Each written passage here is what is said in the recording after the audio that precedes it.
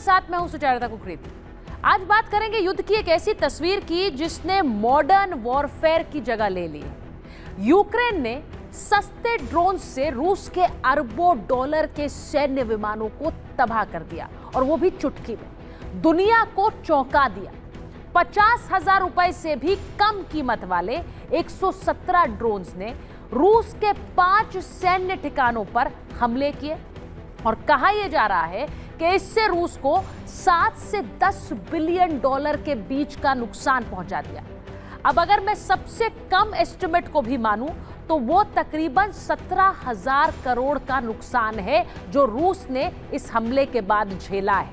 तो आप सोचिए कि जो ड्रोन्स कम कीमत वाले हथियार हैं उनसे कैसे भारी नुकसान रूस को पहुंचाया गया है। आज मैं बात करूंगी कि क्या ये मॉडर्न वॉरफेयर यानी नए तरीके के युद्ध का आगाज है। मॉडर्न वॉरफेयर में क्या असली ताकत ड्रोन बन गया है। भारत ने भी ऑपरेशन सिंदूर किया, और आपको याद है कि पाकिस्तान पर कैसे ड्रोन से हमले किए थे। ड्रोन्स के जरिए वहां के टेरर इंफ्रास्ट्रक्चर को हिट किया था। साफ हो गया कि युद्ध अब टेक्नोलॉजी से लड़े जा रहे हैं, न कि पुराने तरीकों से। और उस टेक्नोलॉजी में सबसे नया हथियार ड्रोन वॉरफेयर का है।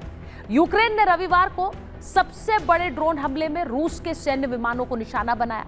इसमें जो न्यूक्लियर हथियार ले जाने वाले A-50, Tu-95 और Tu-22M3 बॉम्बर भी शामिल हैं। अब यूक्रेन के राष्ट्रपति जेलेंस्की ने इसे शानदार ऑपरेशन कहा, लंबी दूरी वाला ऑपरेशन बताया, जिसकी तैयारी वो कहते हैं उन्होंने 1.5 साल तक की। लेकिन सवाल ये है कि इस ड्रोन हमले से उन्होंने रूस के अंदर जाकर हमले किए। तकरीबन 4500 किलोमीटर तक की उड़ान भरने के बाद इन ड्रोन से हमले हुए। सस्ते ड्रोन्स ने बड़ा नुकसान रूस को पहुंचा दिया। इस हमले में इस्तेमाल हुए फर्स्ट पर्सन व्यू ड्रोन्स की कीमत, जैसा मैंने कहा, तकरीबन 50,000 रुपए से कुछ लाख तक की हो सकती है। और मिसाइल के मुकाबले ये सस्ते होते हैं। इन्हें ट्रैक करना भी आसान नहीं होता है। इन्हें ट्रकों से रूस की सीमा में ले जाया गया और लकड़ी के डिब्बों में छिपाकर इन्हें रखा गया, जिनकी छतें रिमोट से ऑपरेट हो रही थी। जब ये छतें खुली तो इन ड्रोन से भारी नुकसान रूस में हुआ। इन ड्रोन्स ने रूस के स्ट्रैटेजिक जो बॉम्बर्स हैं, उनके जो पेट्रोल टैंक्स थे, ईंधन टैंक्स थे, उन्हें निशाना बनाया, जिससे भारी तबाही हुई। अब सवाल यह है कि क्या आने वाले समय में लड़ाई ड्रोन से ही होगी। यह हमला इस बात का सबूत है कि अब युद्ध का मैदान बदल चुका है।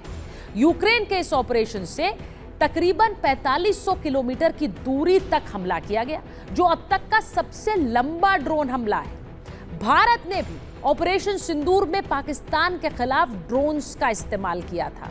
जैसा मैंने कहा, सिर्फ पीओके नहीं, पाकिस्तान के अंदर तक जाकर तबाही मचाई थी ड्रोन्स के जरिए। इसीलिए ये लगने लगा है कि अब ड्रोन वॉरफेयर युद्ध का नया तरीका बन गया है। ड्रोन्स के जरिए बड़ी बड़ी लड़ाइयां लड़ी जाएंगी क्या आने वाले भविष्य में। ये ड्रोन्स जो कि सस्ते बनाए जा सकते हैं, क्या बड़ा नुकसान दुनिया के उन देशों को पहुंचा सकते हैं जो न जाने कितने करोड़ अपने देश में हथियारों पर खर्च कर रहे हैं। इसके बारे में सोचना होगा।